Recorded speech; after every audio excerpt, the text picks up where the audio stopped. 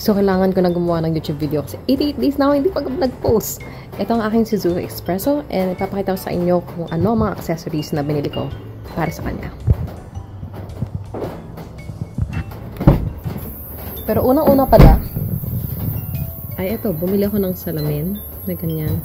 Dahil makikita ninyo sa loob na napaka-importante yan. Dahil maliit nga lang tong side mirror ng Suzuki Expresso.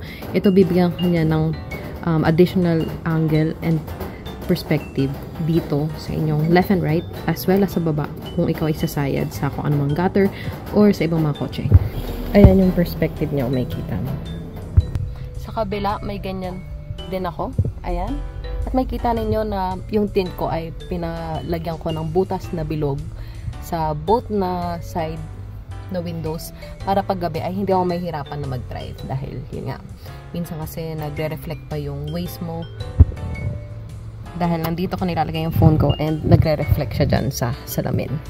At mas safe siya para sa'yo. Isa pa ay itong salamin na to.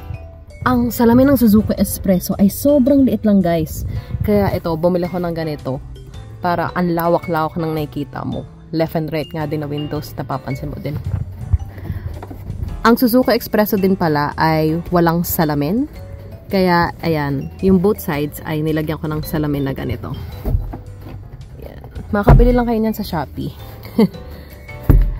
Tapos, ito rin, kailangan din ng organizer kasi nga medyo kulang yung kanyang organizers para sa akin. Kaya dito ko nilalagay yung mga cards ko, mga additional na pera na kailangan.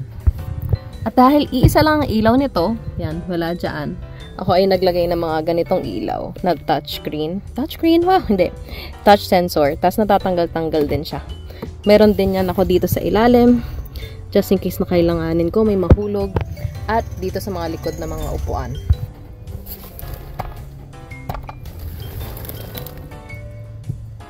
Nalubat na to.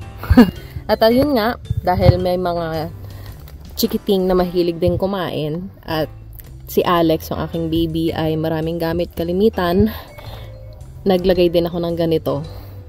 Mura lang din to guys, parang tag 200 plus. Tama, siguraduhin nyo lang na tama yung paglagay ninyo para hindi masyado magalaw yung ito. Yan, sobrang helpful to, parang nasa airport. Naglagay din ako ng mga hooks na ganito para kung kailangan na ilagay yung bag mo or mga damit. Removable yan ng velcro.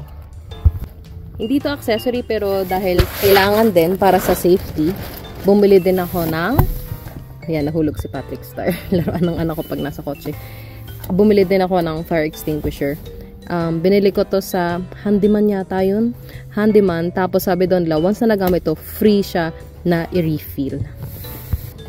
Tapos ito pala, WD-40, napaka-importante yan. Alam nyo, kahit dito sa hinges ng inyong mga pintuan, pwede nyo yung gamitin.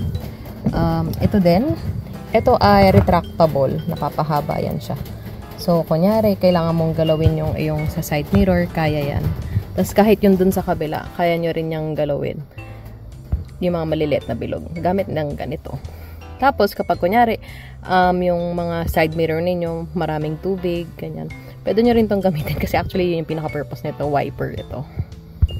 Tapos, isa pa sa kinakatuwa ko na bago kong dinagdag dito sa aking kotse ay itong blinds. Actually, cortina siya.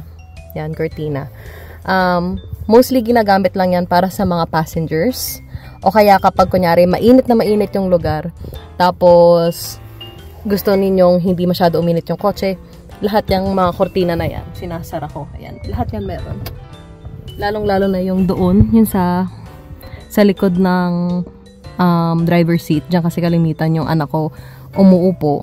Tapos, ayan, kailangan niya yun kasi nga, baby pa lang siya and sensitive pa yung skin niya. Sa Shopee lang din to, hindi, Lazada to guys. Sorry Shopee, it's Lazada. Sa Lazada ko to nakuha and set na siya. Next ay itong bobbin na cellphone holder. Napaka-useful to guys. Removable siya. Kung saan mo gusto, pwede nga dito mo din ilagay. Pero dito ko lang muna siya nilagay kasi nga kakatint lang din ang kotse nito. Clear yung tint nito. Tapos ito nga, yung tint nito is medium. Una, naging yung tint niya ay super dark. Tapos, ang hirap sobra mag-drive sa gabi.